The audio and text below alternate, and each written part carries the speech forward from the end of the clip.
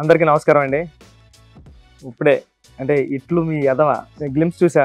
చాలా చాలా చాలా బాగుందండి. చాలా ఫన్నీగా ఉంది. అంటే ప్రతి అబ్బాయికి ఈ టైటిల్ చిన్నప్పటి నుంచి ఎన్ని ఇయర్స్ వరకు కెరీర్లో సెట్ అయ్యే వరకు ఉంటుంది. సెట్ అయిన తర్వాత కూడా టైటిల్ వస్తూనే ఉంటుంది.